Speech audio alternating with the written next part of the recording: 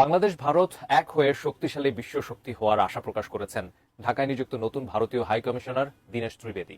তার মতে দুই দেশের 160 কোটি মানুষ একসঙ্গে এগোতে পারলে ভবিষ্যতে একটি শক্তিশালী অর্থনৈতিক ও গণতান্ত্রিক বিশ্ব শক্তিতে পরিণত হতে পারে। আমাদের যা পপুলেশন আছে 140 কোটি,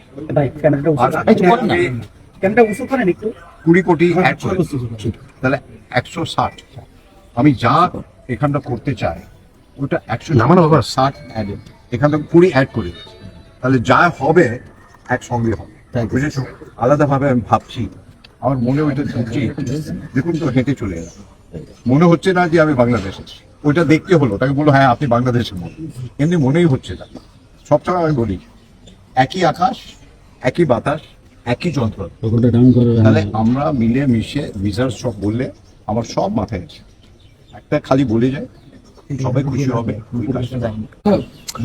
ওদের আর ডেমোক্রেসিতে অনেকবার ইস্যুস থাকে। আপনার একটা বাংলাদেশের স্ট্রং ডেমোক্রেসি, আমাদেরও স্ট্রং ডেমোক্রেসি, দুই ডেমোক্রেসি মিলে গেলে একটা ওয়ার্ল্ড পাওয়ার হয়ে যায়, একটা পুরো ইকোনমিক ওয়ার্ল্ড পাওয়ার হয়ে যায়।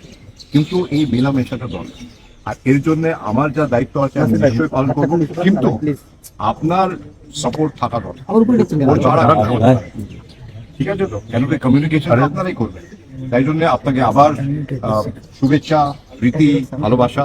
আর মেলামেশা তো হবে, এটা তো প্রথম হলো, এটা তো আরম্ভ হলো, পদক্ষেপ। আমরা ছোট্ট রাষ্ট্র, আপনারা আমাদের পাশে বৃহৎ শক্তি, আপনারা আমাদেরকে লালন পালন করুন। না, আমাদের দুজনে মিলে শক্তি, একটা শক্তি হলে হবে না, দুজনে মিলে যা শক্তি হবে ওইটাই আসল শক্তি।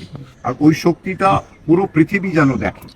ঠিক আছে তো? কেন কি ইন্ডিয়া আর বাংলাদেশ যা আমাদের ট্যালেন্ট আছে, নেক্সট জেনারেশন যে ছেলে মেয়েদের, যার টেকনোলজির যুগ আছে, আর টেকনোলজির যুগে আমরা ইন্ডিয়া বাংলাদেশ বেস্ট হচ্ছে, পুরো পৃথিবী চালাচ্ছে। ইনোভেশন যা হচ্ছে টেকনোলজি, বাংলাদেশ ইন্ডিয়াই করছে। তাহলে আমরা মিলেমিশে একটা ক্রিকেট টিম যদি মিলেমিশে হয়ে যায়, কত ভালো হবে।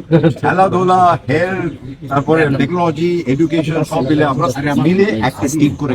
ঠিক আছে, সবাইকে নমস্কার, আদাব।